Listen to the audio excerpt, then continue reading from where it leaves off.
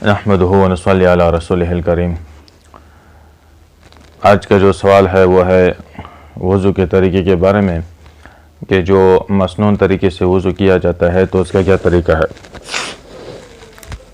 उसका तरीक़ाकार यह है कि एक तो आप सबसे पहले ये बात तो ज़हन नशीन कर लें कि मैंने वज़ू की तकमील के लिए एक ऐसा पॉइंट जो कि मैं सबसे लास्ट में बताऊंगा, जब वज़ू का मुकम्मल तरीका मैं आपको बता दूं कि वज़ू हमारा कमाल तक पे कैसे पहुंचेगा, तकमील के दर्जे तक कैसे पहुंचेगा, कि अगर हम उसके साथ नमाज़ पढ़ेंगे तो नमाज में नूरानियत और वज़ू का फ़ायदा वो हमें मिलेगा। तो ये तरीका, वो जो पॉइंट है वो मैं सबसे लास्ट में बताऊंगा, इसलिए मेरे साथ जुड़िए रहे और ये पूरा जो मसनून तरीका है सुन्नत नमाज सुन्नत वज़ू का वो आप सीख लें मेरे साथ। तो सबसे पहले हमने ये करना है कि हमने पानी जो भी हो, जहाँ से भी हो, चाहे वो नलके से आता है चाहे वो हम लोटे में लेते हैं, वो पानी पाक होना चाहिए। शर्त यह है वज़ू होगा लेकिन पानी जो है वो पाक होना चाहिए। पाक पानी मतलब अगर अक्सर टंकी से पानी आता है तो वो तो अक्सर ही साफ़ रहता है, लेकिन अगर हम किसी लोटे में पानी लेते हैं तो चाहिए कि हम उस लोटे को, अगर वो कोई इधर उधर जगह पे पड़ी हुई है तो एक दफ़ा उनको हमने पानी उस पर डाल देना चाहिए ताकि वो साफ़ हो जाए, पाक हो जाए। फिर अगर हम लोटे में पानी ले लेते हैं, बस ये पानी अगर पाक है तो इसके साथ जो हम वज़ू करेंगे वो बहुत ही कमाल दर्जे तक पहुँचेगा। ये वो पॉइंट नहीं है जो मैंने लास्ट में बताना है, लेकिन मैंने सिर्फ इसलिए बताया कि हम पानी हम पाक लें। तो वज़ू शुरू करने के साथ के लिए बेहतर है कि हम जो है 3 मरतबा वो हाथ धो लें।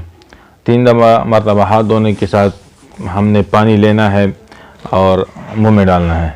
मुंह में डालने के बाद जो बेहतर दर्ज मतलब है कि आला दर्जे तक अगर हम वज़ू पहुंचाते हैं तो उसके लिए हमारे साथ मिसवाक भी होना चाहिए। मिसवाक ये है कि दांतों की सफाई हो जाती है और मसनून भी है, सुन्नत भी है।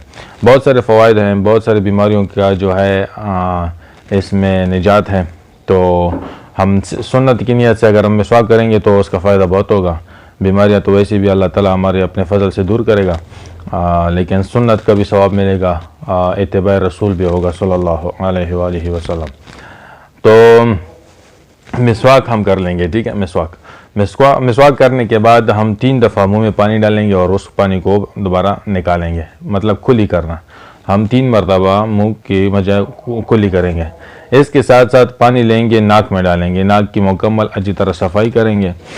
सफाई होने के बाद हम जो है पूरे चेहरे को 3 दफ़ा धो लेंगे जी। इसके बाद हमने पानी लेना है और पानी को पूरे चेहरे पे डाल देना है। पूरा चेहरा जो है हमने उसके साथ डांप लेना है। यहाँ तक सारा चीज़ें, अगर दाढ़ी है तो पानी डाल के थोड़ा सा हाथ में पानी लेके इस तरह का मसा करना है, ये करके, ठीक है, 1 दफ़ा।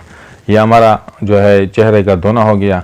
फिर हमने हाथों को इस तरह पहले से ज़ाहिर किया होगा, ठीक है। पानी लेके हम 3 दफ़ा पूरे हाथ को यूँ करके धोएंगे, ठीक है, यूँ करके। फिर इस वाले हाथ को इस तरह, ठीक है, यूँ करके धोएंगे पूरा हाथ, ठीक है, यहाँ तक कोहनियों तक पूरा के पूरा हाथ धो लिया। हाथ धोने के बाद हमने 1 दफ़ा पानी हाथ में लेना है, जो कि हमने फिर दूसरे हाथ पे भी इस तरह डाल के पूरे सर का यूँ करके मसा करना है, ठीक है। वापस भी आप इस तरह आ सकते हैं, अगर आप इस तरफ चले गए तो भी काफ़ी होगा, ठीक है। उसके बाद नाक और गर्दन का भी मसा। ये हमारा जो है मसनून वज़ू का तरीका है। अच्छा, लास्ट में आखिर में हम जो है अपने पाँव को धोएंगे। पाँव को धोने का तरीका ये होगा कि कोहनियों ने जो टखने हैं उससे थोड़ा सा ऊपर तक हम अपने पाँव को 3 दफ़ा धो लें। मसनून तरीका बता रहा हूँ, 3 दफ़ा धो लें। सुन्नत है कि हम 3 दफ़ा हर एक अंदाम को, चाहे चेहरा है, हाथ है और मुंह है, नाक में पानी डालना है और इस तरह पाँव को धोना है। तो ये सारी चीज़ें हमने 3-3 मरतबा धोना है। ये मसनून तरीका है। फ़र्ज़ जो है वो ये है कि हर एक अंदाम को अच्छी तरह 1 दफ़ा धो लिया जाए। मतलब 1 दफ़ा अगर आप धो लेते हैं और वो अच्छी तरह धो लेते हैं, मुकम्मल अगर आप धो लेते हैं तो इससे भी आपका वज़ू हो जाएगा। लेकिन ये जो सुन्नत तरीका है ये फ़र्ज़ की तकमील के लिए है, ठीक है। सुन्नत तरीका फ़र्ज़ की तकमील के लिए है। जैसे अगर मैं अभी एक दफ़ा में चेहरा धोऊँगा तो हो सकता है कि कोई ऐसी जगह हो कि वो सूखी रह जाए।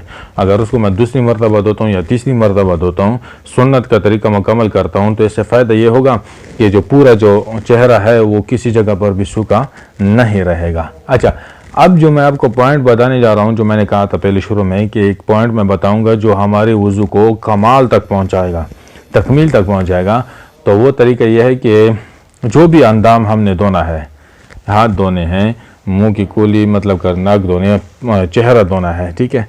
तो हम पानी जब लेते हैं पहली मरतबा में, पानी जब हम लेते हैं 3 दफ़ा सुन्नत है, ठीक है। मसनून में पहले भी कहा कि 3 दफ़ा चेहरे को धोना, हाथों को धोना, पाँव को धोना, ये सुन्नत है। एक दफ़ा, मैं पहली मरतबा में बात कर रहा हूँ, 3 मरतबा में से एक मरतबा जब आप पानी लेते हैं, पहली मरतबा जैसे चेहरे को धोते हैं, तो आपने चेहरे को सही तरीके से मल लेना है। पहली मरतबा में खूब अच्छी तरह मल लेना है।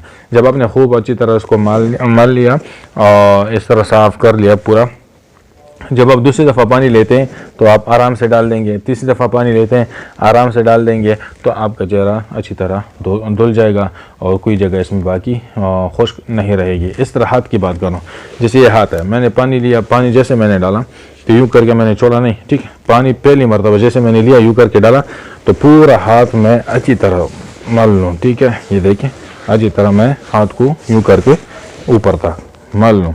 दूसरी दफ़ा जब पानी लेता हूँ एक दफ़ा ऐसा करो, तीसरी दफ़ा पानी लेता हूँ तो एक ही मरतबा ऐसा करो।